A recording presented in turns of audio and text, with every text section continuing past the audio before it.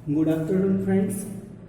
UGC net के paper 1 के unit 5 में नेक्स्ट पॉइंट हमारा जो है सिलेबस के अकॉर्डिंग वो मैथमेटिकल एटीट्यूड में गणितीय अभिवृत्ति में फ्रैक्शन अर्थात अंश या भिन्न, अर्थात यह अंश, इसे हम अंश भी बोलते हैं और भिन्न भी बोलते हैं या फ्रैक्शन बोलते हैं।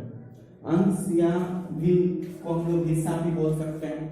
अब जैसे यूजीसी नेट का एग्जाम दे रहे हैं तो टोटल सिलेबस में हमको 300 नंबर का एग्जाम होता है और अगर इस 300 नंबर में अगर हमको 200 मार्क्स आता है तो हम इसको लिख सकते हैं 200/300, क्योंकि 300 के एग्जाम में हमने 200 लाया, अर्थात ये जो 200 लाया यह इस 300 का एक अंश है या हिस्सा है या एक भिन्नात्मक रूप है। भिन्न, इसके ऊपरी हिस्से को अंश और निचले हिस्से को हर, यानी कि नोमीटर और डेनोमिनेटर।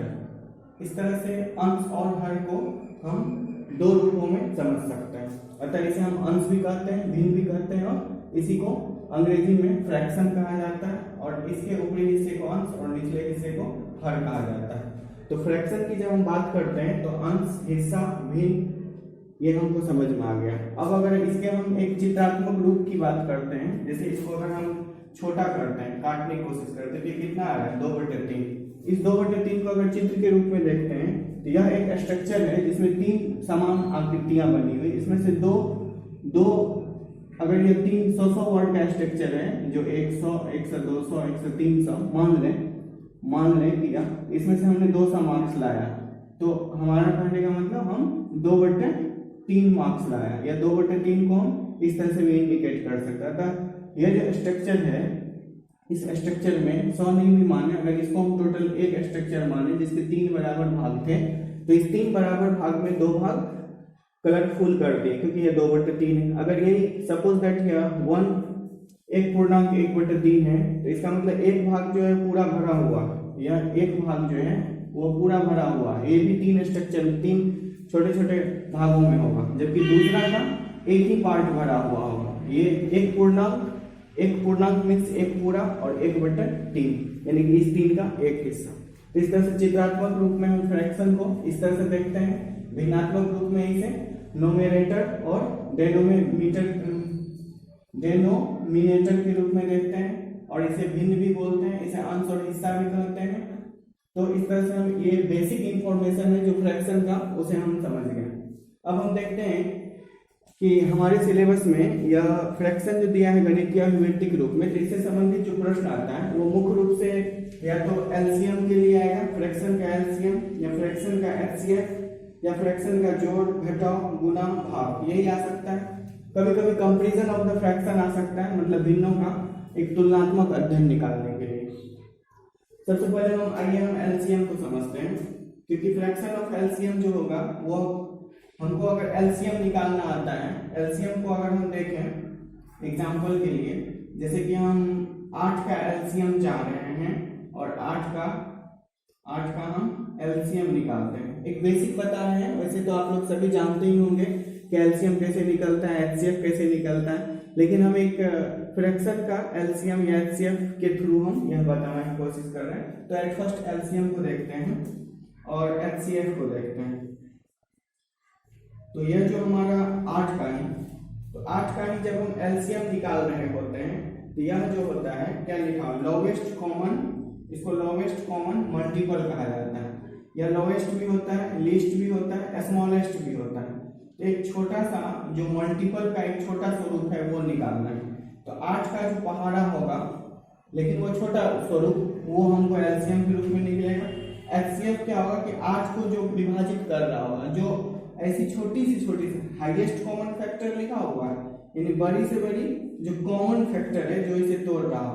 तो जब हम 8 को एचसीएफ की बात करेंगे तो यह सबसे इसका जो कॉमन फैक्टर हो जाएगा, जो हाईएस्ट होगा परंतु फैक्टर होगा, विभाजक होगा, कौन सी ऐसी संख्या है जो 8 को विभाजित करता होगा, तो इस तरह से यह 2 ही होगा।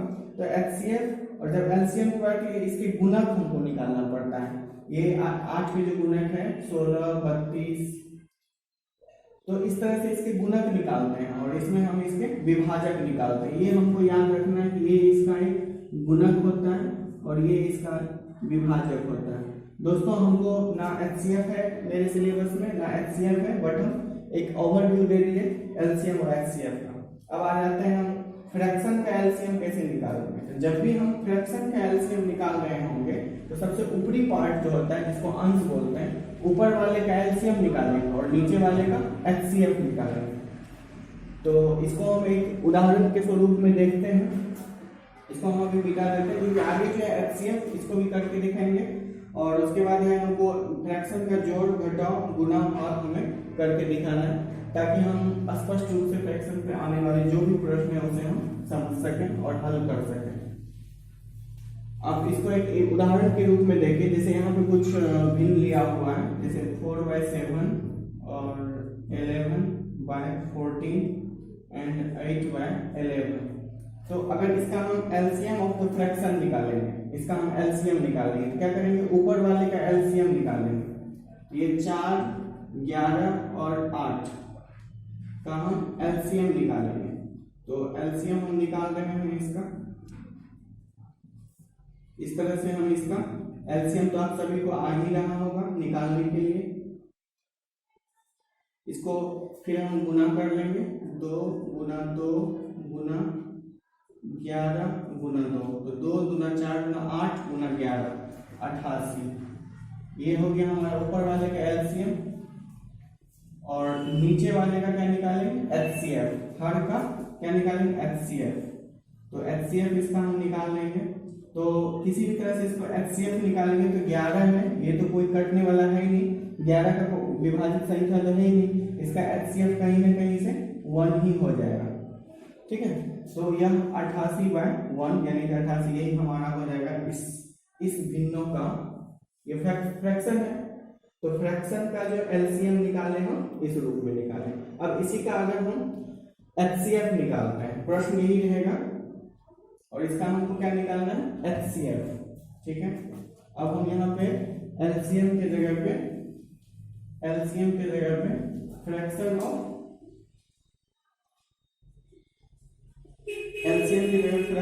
HCF निकालेंगे। क्वेश्चन हमारा यही रहेगा। तो इसमें हम क्या करेंगे, इसको हम चेंज करेंगे, इसी को बस पलट देना है। तो ऊपर वाले का हम HCF निकालें और नीचे वाले का हम LCM निकालें।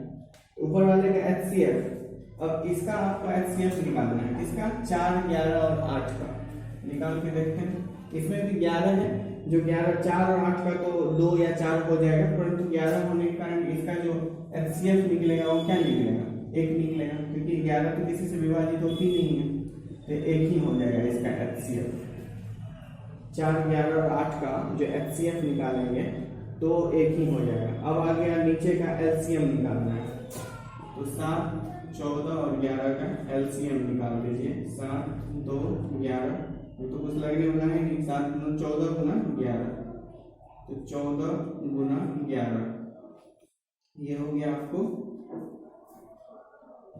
4 और 5 और 1, 14 और 14, 4, 5, 1, 14। ठीक है, इसको 1 वे में भी गुना निकाल सकते हैं, क्योंकि ये तो सामान्य गुना है। यहाँ आप हमने 14 गुना 11 किया, तो 1 को 4, 1 को 1, फिर 1 को 4 और 1 को 1, तो ये 4 हो गया और ये 5 हो गया, 1 हो गया, 154 हो गया। अब अगर हम एक ही साथ निकालते हैं तो 1 को 1 से गुना करेंगे, 1 को 4 से 4 हो गया, 1 को 1 से करेंगे और फिर इसको इससे करेंगे और दोनों को गुना करके आपस में जोड़ देंगे। इसको इससे करेंगे, इसको इससे करेंगे, 4 का 4, 1 का 1, 4 1 5, पहले से 1 चौका 4 और 1 का 1, 4 का 4 5 और फिर 1 का 1, 154। तो 1 लाइन में भी मल्टीपल होता है, गुना होता है, इसलिए हमने ऐसा निकाला। तो 154 आया, 154 जो हो गया वो हमारा क्या हो गया, LCM। तो 154, तो ऊपर वाले का LCF और नीचे वाले का LCM, ये हो गया हमारा फ्रैक्शन ऑफ HCF। अगर यह हमारा क्वेश्चन होता तो इसका जब हमको कहा था कि इन भिन्नों का HCF क्या होगा, तो हम ऊपर वाले का HCF नीचे वाले का LCM निकाल के इस तरह से निकालेंगे। तो हमें LCM या HCF नहीं दिया हुआ था, बट हमें इसकी समझ होनी चाहिए, क्योंकि हम इन प्रश्नों को सॉल्व तभी कर सकते हैं। चित्रात्मक रूप भी आप समझ ही गए। और अब हम आते हैं इसके कंपैरिजन को लेकर। इसके कंपैरिजन को कैसे समझें, इसको दोस्तों ध्यान से समझते रहिएगा, क्योंकि जैसे ही आप समझ अच्छे से विकसित कीजिएगा तो आपकी समझ में ये सारी बातें आती रहेगी।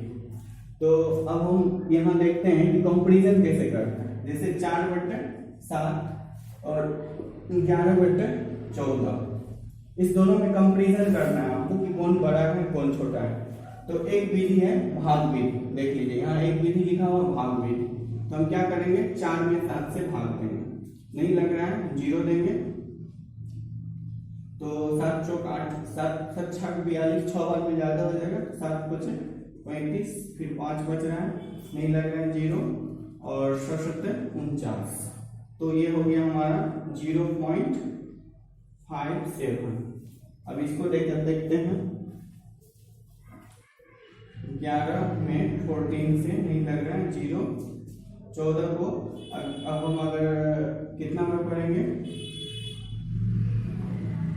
14 को अगर हम 8 बार पढ़ते हैं तो 112 हो जाएगा, 7 बार पढ़ते हैं तो 98 हो जाएगा। 10 में से 8 के 2, यहाँ कितना बच गया, यहाँ आपको 10 2 1, अर्थात हमको जो है यहाँ पे 12 शेष बच रहा है। अब हमको नहीं लग रहा है तो आप यहाँ पे एक और दे सकते हैं।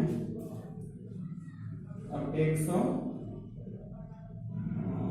8 चौका 32 का 2 हासिल 3 और काट देने वाला 112, फिर 8, इस तरह से हमारा आ गया 0.78।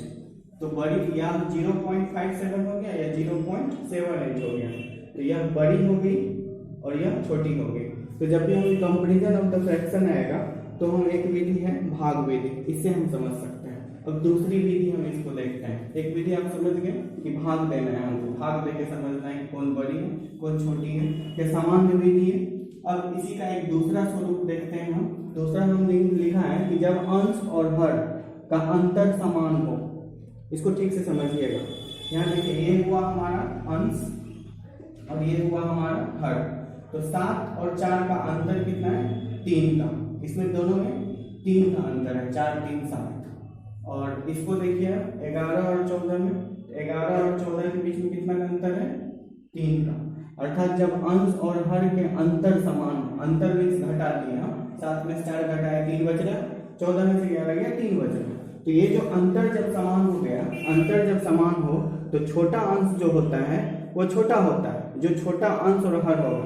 अब यहाँ देखिए यह 4, 11 और 14 बड़ा है और ये 4 और 7 जो क्या है छोटा है। तो जैसे ही हमको अगर यह याद रह गया कि जब अंश और हर का अंतर समान हो, ध्यान से देखिएगा दोस्तों, जब अंश और हर का अंतर समान हो तो जो छोटा अंश हर दिखता है वो छोटा होता है और जो बड़ा दिखता है बड़ा होता है। अभी हमको छोटा कौन दिख रहा है, यह दिख रहा है, तो इसके अकॉर्डिंग हम सोच सकते हैं ये छोटा है, और यह बड़ा दिख रहा है तो इसके अकॉर्डिंग हम सोच सकते हैं बड़ा। पहली बार भी इसको लिखना था 0.7, ये लिखा 0.5, तो उससे भाग विधि से ये इस तरह से निकला था और दूसरी विधि से इस तरह से निकलता है। अब हम तीसरी विधि देखते हैं।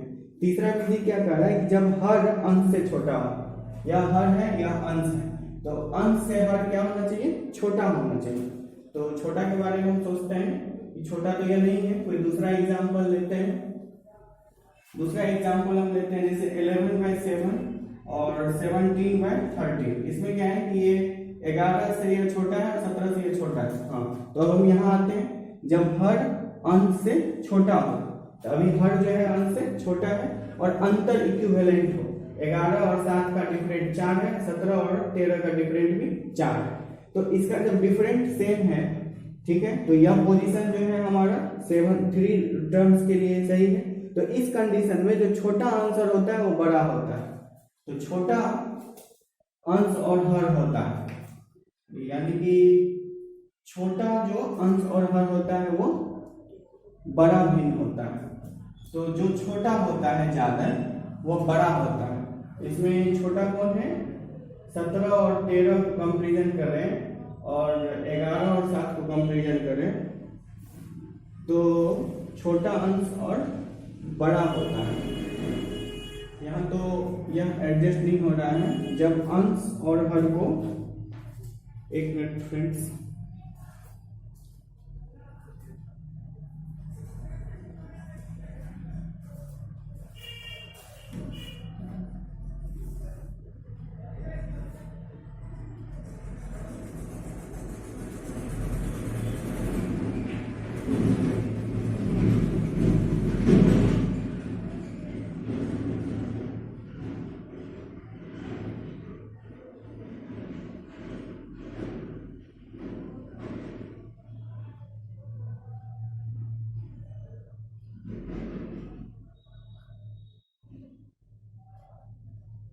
इसको हम किसी दूसरे समय में समझेंगे, हो सकता है यहाँ कुछ डिफिकल्ट हो रहा है, बट दूसरा पॉइंट हम देखते हैं कि बाय ट्रिक इसको हम कैसे समझ सकते हैं।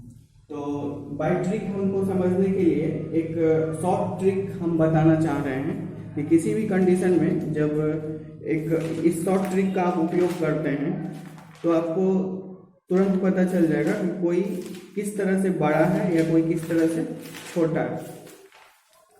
छोटा और बड़ा को समझने के लिए क्या करना होता है कि ऊपर वाले में से अंतर कर देना होता है।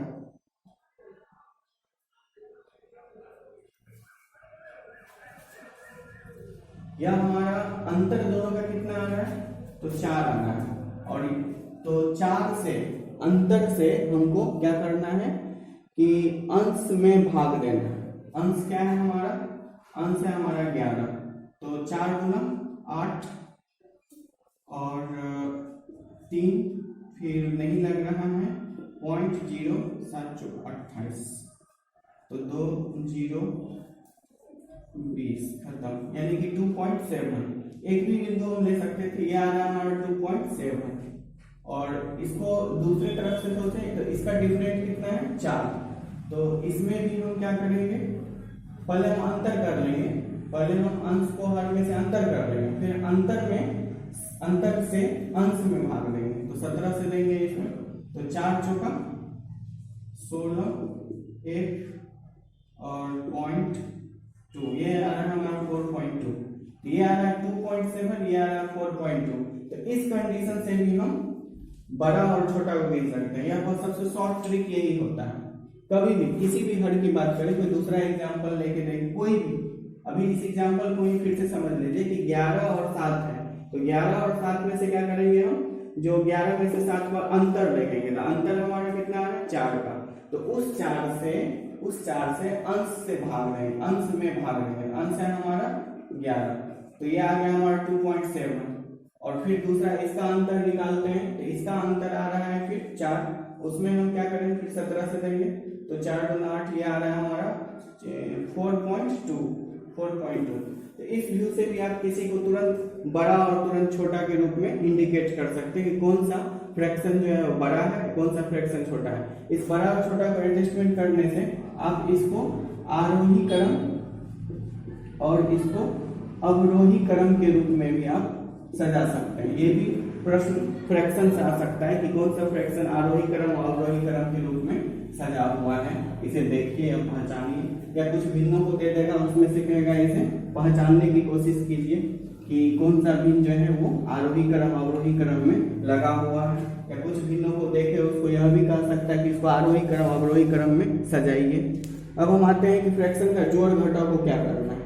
एक जोड़ लेते हैं, जोड़ से रिलेटेड 1/12 प्लस 1/20 प्लस 1/30 और प्लस 1/42। इसको हमको जोड़ के देखना है जो इसका क्या आंसर आता है। कुछ लंबा प्रोसेस है, इसको शॉर्टली अगर हम देखें तो यह 1/3 माइनस 1/4 कर दें इसको, तो यह आ जाएगा 1/12, 4 दिया 12 इतना, प्लस फिर इसको करेंगे तो 1/4 माइनस 4 5 20, तो 1/5 20 का हो गया।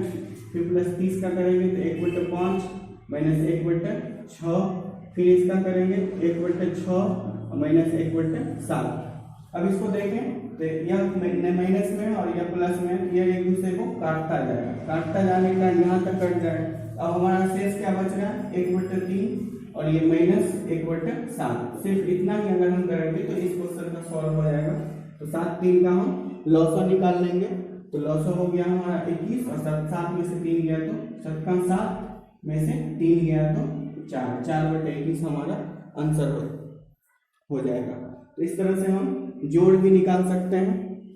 उसके बाद अगर हम कोई घटा देखते हैं फ्रैक्शन का,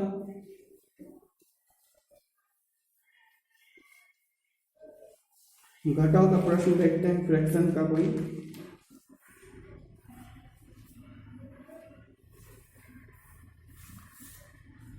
जैसे में 4 1/7 माइनस 7/6 और माइनस 2 1/3। तो इसको आपको 7 चौक 28 है, 29/7 माइनस 7/6 और माइनस 3 दूना 6 1 7/3 इस रूप में आप लिख सकते हैं। इसको लिखने के बाद यहाँ पे थोड़ा सा लंबा प्रोसेस ही लेना होगा, क्योंकि जो नॉर्मल घटाव है ये 7 6 और 3 को इसी रूप में लेना होगा। इसका लॉसर निकालना होगा जो 42 होगा। फिर लॉसर निकालने के बाद 42 में 7 चलेंगे, 7 6 42, 6 को इससे गुना करेंगे, 9 6 54 का 4 हासिल 5 और फिर 6 9 12 5 17 174 माइनस फिर 6 7 42 तो 77 49 और माइनस फिर 3 14 3 42 तो 74 98। इस तरह से अगर हम कैलकुलेट करके देखते हैं तो हमारा जो आंसर है वो निकल रहा है 27/42। फिर इसको घटा लेंगे, जैसे कि 9 3 27 और 14 3 42 अर्थात 9/14 के रूप में यह आंसर निकल रहा है। तो घटाव को इस तरह से करेंगे, जोड़ को थोड़ा शॉर्टली कर सकते हैं। गुना को अब देखते हैं, एक गुना का प्रश्न लेते हैं कोई।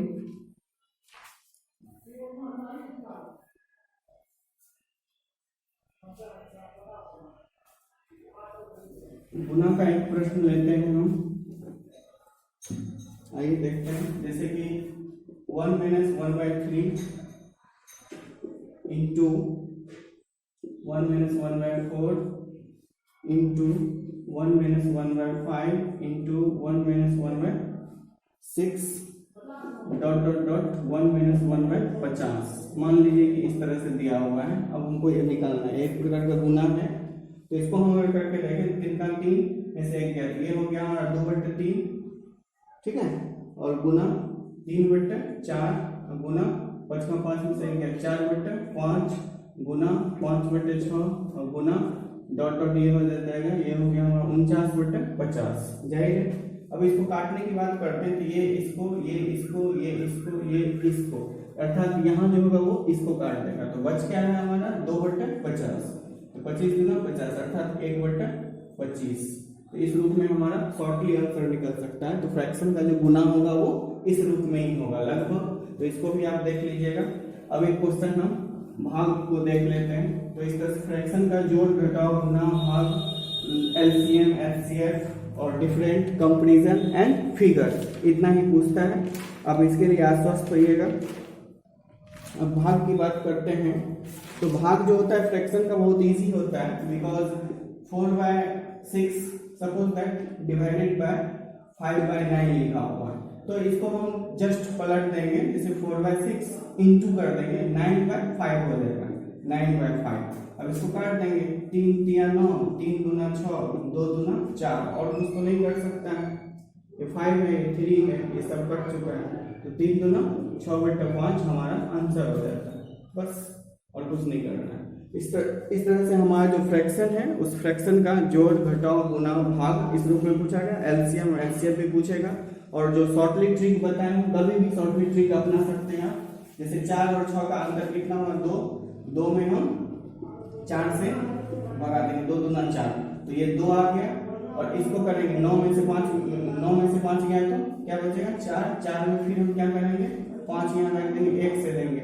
ये 1 पॉइंट पूछेगा, ये 2.2 डायरेक्ट आ रहा है। तो यह जो है यह छोटा है और यह जो है वो बड़ा है। यह शॉर्ट ट्रिक जो है आपको बहुत जगह काम करेगा, जो अरेंजमेंट में और बहुत सारे रूप में काम करेगा। इस तरह से फ्रैक्शन का जो मेरे हिसाब से क्लास था वो इतना ही है। कोशिश है कि उम्मीद है कि आप लोगों को फ्रैक्शन समझ में आया होगा। दोस्तों आगे हम लाभ हानि या इससे जुड़े हुए और भी जो सिलेबस में उसे लेके आएंगे। तब तक के लिए धन्यवाद और thank you for my video watching for my video.